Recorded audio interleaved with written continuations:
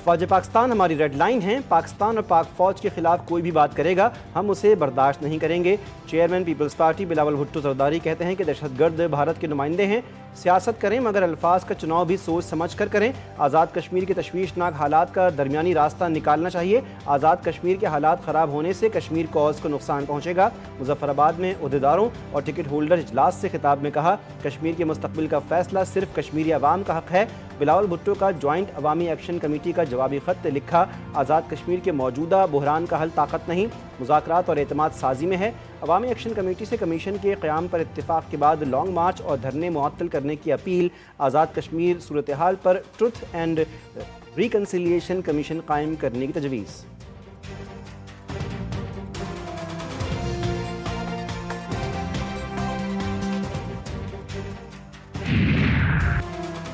ایران کا امریکہ کے ساتھ کسی بھی قسم کے مذاکرات کا کوئی منصوبہ نہیں، ایران کی پوری توجہ صرف ملک کے دفاع پر مرکوز ہے۔ ترجمان ایرانی وزارت خارجہ اسماعیل بقائی نے کہا کہ ایران اپنے بین الاقوامی وعدوں کی پاسداری اسی صورت میں کرے گا جب امریکہ بھی اپنی ذمہ داریوں پر عمل کرے گا۔ واضح کیا کہ ایران ایک ہی جسم اور ایک ہی روح کا نام ہے، ایران کو نہ جغرافیہ کی لکیر سے تقسیم کیا جا سکتا ہے اور نہ ہی الفاظ کے ذریعے ٹکڑوں میں بانٹا جا سکتا ہے۔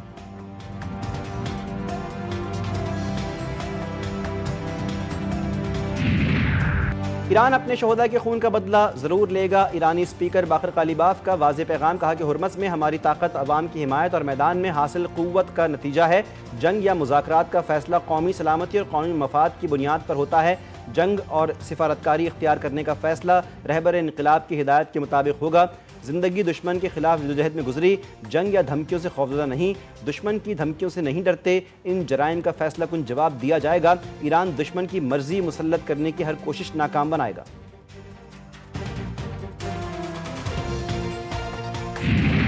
امریکہ کے مسلسل چوتھے دن ایران پر حملے، سینٹ کام کا درجنوں فوجی اہداف تباہ کرنے کا دعویٰ۔ حملوں میں آبنہ ہرمز کے قریب ایرانی ساحلی علاقوں میں درجنوں اہداف کو نشانہ بنایا گیا۔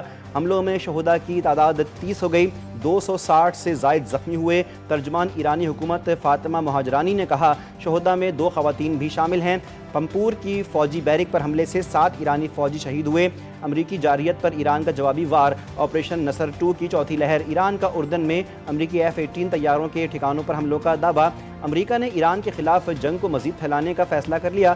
ٹرمپ کی زیر سربراہی وائٹ ہاؤس سچویشن روم میں اجلاس، ایکزیوس کے مطابق اجلاس میں ایران کے خلاف ایسی کارروائیوں کے آپشنز زیر بحث آئے جو آبنہ ہرمز میں جاری حملوں سے کہیں زیادہ بڑے پیمانے پر ہو سکتے ہیں۔ امریکن صدر کو معصوموں کا خون بھی محض ایک تکنیکی فریب دکھائی دینے لگا۔ ڈونلڈ ٹرمپ نے فاکس نیوز کو انٹرویو میں کہا، مجھے نہیں لگتا کہ میناب اسکول پر کوئی حملہ ہوا تھا، جو تصویریں سامنے آئی ہیں وہ AI جنریٹڈ ہو سکتی ہیں۔ ایرانی وزیر خارجہ عباس عراقچی کا قطر کا دورہ۔ ایرانی میڈیا کے مطابق عباس عراقچی قطر کے سابق امیر شیخ حمد بن خلیفہ الثانی کے انتقال پر تعزیت کریں گے۔ ایرانی وزیر خارجہ کا یہ دورہ انتہائی اہمیت کا حامل ہے۔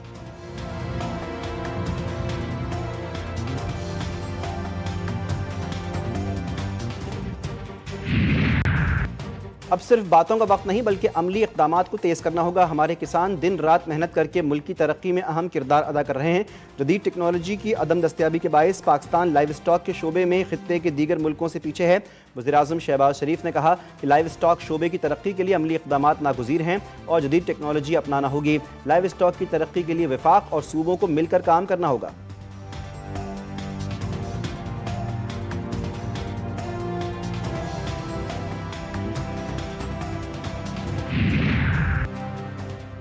فتنہ ہندوستان کے خلاف بلوچستان میں آپریشن شابان جاری۔ تازہ کارروائیوں میں مزید 3 دہشت گرد ہلاک، خارجی دہشت گردوں کو بھاری نقصان کا سامنا۔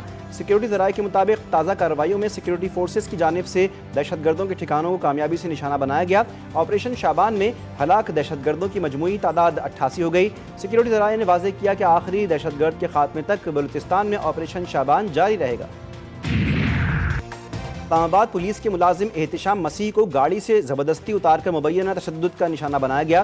ویڈیو بنا کر سوشل میڈیا پر پھیلائی گئی۔ آزاد کشمیر پولیس نے راولاکوٹ واقعے پر پریس ریلیز جاری کر دی۔ پولیس نے کہا کہ واقعے میں ملوث افراد کی شناخت اور قانونی کارروائی کا عمل جاری ہے۔ کسی بھی شخص یا گروہ کو جھوٹی معلومات یا اشتعال انگیزی پھیلانے کی اجازت نہیں دی جائے گی۔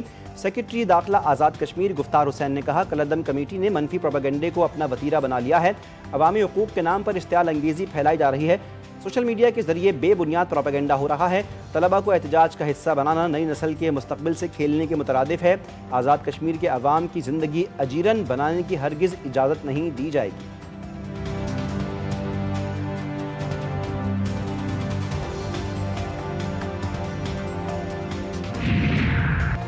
शहदा की तौहीन नाकाबिले बर्दाश्त है, उनकी कुर्बानी का कोई माली मुआवजा नहीं हो सकता। इस्लामी रियासत के मुहाफ़िज़ों की खिदमत और कुर्बानियाँ इंतहाई काबिले एहतराम हैं। हम अपने शहीदों को माथे का झूमर समझते हैं। हाफिज़ ताहिर अशरफी की वज़ीर आला सिंध के हमरा प्रेस कॉन्फ्रेंस। मुराद अली शाह ने कहा कि बाहमी एहतराम ही पायदार तरक्की और कौमी इस्तेहकाम की ज़मानत है। कौमी और सूबाई पैगाम अमन कमेटी से ताउन जारी रखेंगे। सीनियर वज़ीर सिंध शर्जील इनाम मेमन का कहना है कि शोहदा हमारे माथे का झूमर और फ़ख्र हैं। सबको अपनी गुफ्तगू में शाइस्तगी इख्तियार करनी चाहिए।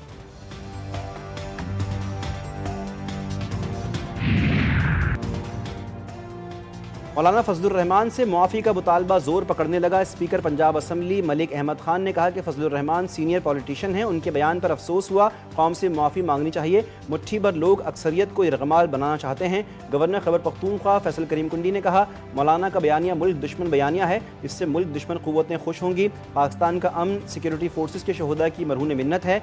उन्हीं शहीदों की वजह से हमने हिंदुस्तान को 1 साल कबल इबरतनाक शिकस्त दी। वफाकी वज़ीर दिफाई पैदावार रज़ा हयात हिराज ने कहा फजलुर रहमान ने रॉ और मोसाद के एजेंडे को आगे बढ़ाया। पाक फ़ौज की कुर्बानियाँ लाजवाल हैं।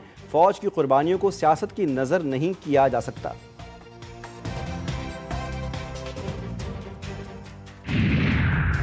गुजरांवाला में जमीयत उलमा इस्लाम के सरबराह मौलाना फजलुर रहमान के खिलाफ इंदराज मुकदमा की दरख्वास्त दायर। मुतनाज़िर तकरीर पर मुकदमा दर्ज करने की इस्तदा एडिशनल सेशन जज ने SHO सिविल लाइन और फजलुर रहमान को 28 जुलाई के लिए नोटिस जारी कर दिया।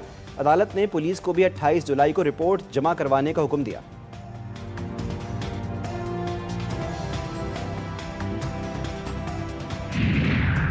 कलअदम कमेटी से गुजारिश है कि कानून हाथ में मत लें। कानून शिकन अनासिर को कानून के मुताबिक कार्रवाई का सामना करना पड़ेगा। वफाकी वज़ीर तारिक फजल चौधरी कहते हैं कि मुज़ाकरात और बातचीत से मसाइल का हल निकल सकता है।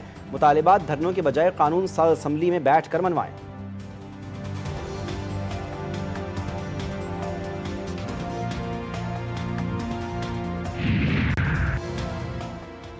शायकीन को मैसी और केन की टक्कर का बेसब्री से इंतजार। फुटबॉल वर्ल्ड कप के दूसरे सेमीफाइनल में अर्जेंटीना और इंग्लैंड मध्य मुकाबिल। स्पेन फीफा वर्ल्ड कप के फाइनल में पहुंच गया। सेमीफाइनल में फ्रांस को 2-0 से शिकस्त। स्पेन की तरफ से पहला गोल मिकेल ओयारज़बाल ने पेनल्टी पर किया। दूसरा गोल मैच के 58वें मिनट में पेड्रो पोरो ने किया। फीफा वर्ल्ड कप के फाइनल में शानदार म्यूजिकल शो होगा। खुसूसी परफॉर्मेंस का दौरान तकरीबन 11 मिनट का मुतवक्के है, जो इवेंट को यादगार बनाएगा। रंगारंग तकरीब में आलमी शोहरत याफ्ता फनकारों को मदऊ किया गया। मैडोना, शकीरा और जनूबी कोरिया का मकबूल तरीन ग्रुप BTS शामिल तकरीब होगा। दीगर मारूफ शख्सियात भी अपनी आवाज़ का जादू जगाएंगे। वज़ीर आला पंजाब का एक और तारीखी इक़दाम, pink salt value addition financing scheme का आगाज़। मरीम नवाज़ ने chief minister pink salt value addition financing scheme का डिजिटल इजरा कर दिया। प्रोसेसिंग जोन कायम करने का भी ऐलान। मरीम नवाज़ ने कहा स्कीम से रोज़गार के नए मौक़े पैदा होंगे, रेवेन्यू में इजाफा होगा और पिंक सॉल्ट की आलमी बरामदात को फ़रोग़ हासिल होगा।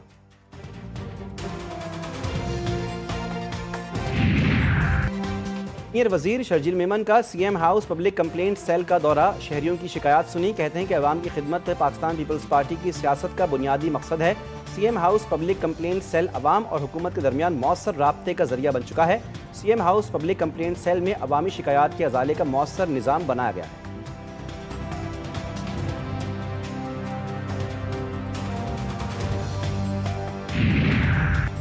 10 साल कबल तुर्की के अवाम ने दहशतगर्द तंजीम का बहादुरी से मुकाबला किया।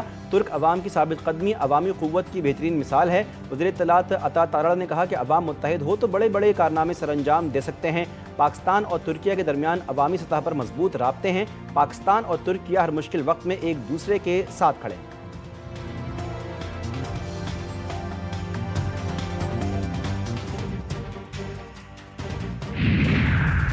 پاکستان میں 16 سال سے کم عمر بچوں کے سوشل میڈیا استعمال پر پابندی کے لیے قرارداد پیش۔ Chairperson child protection and welfare bureau Punjab Sara Ahmed نے اسمبلی میں قرارداد پیش کی۔ مریم نواز کے ویژن کے مطابق ہر بچے کو محفوظ بچپن اور محفوظ ڈیجیٹل مستقبل فراہم کیا جائے گا۔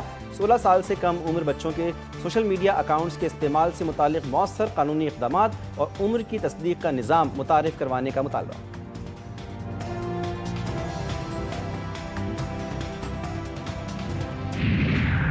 کراچی کے علاقے اورنگی ٹاؤن اقبال مارکیٹ کی حدود میں لڑکی سے نازیبا حرکت موٹر سائیکل سوار نے راہ چلتی لڑکی کو ہراساں کیا۔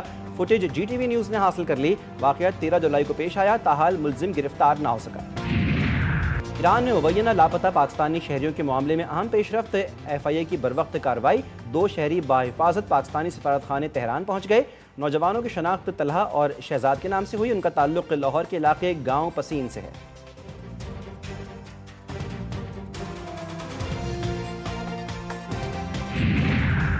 بھارت کے سب سے بڑے ایٹمی پلانٹ کا حساس ڈیٹا ڈارک ویب پر لیک۔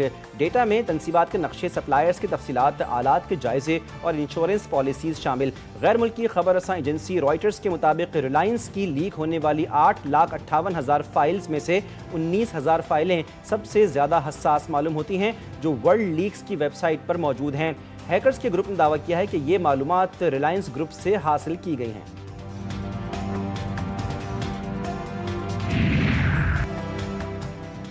اور ویسٹ انڈیز کے خلاف ٹیسٹ سیریز کے لیے قومی ٹیم ٹرینیڈاڈ اینڈ ٹوباگو پہنچ گئی۔ قومی اسکواڈ آج سے پریکٹس سیشن کا آغاز کرے گا۔ پاکستان اور ویسٹ انڈیز کے درمیان 2 ٹیسٹ میچوں کی سیریز کھیلی جائے گی۔ پہلا ٹیسٹ میچ 25 جولائی سے شروع ہوگا۔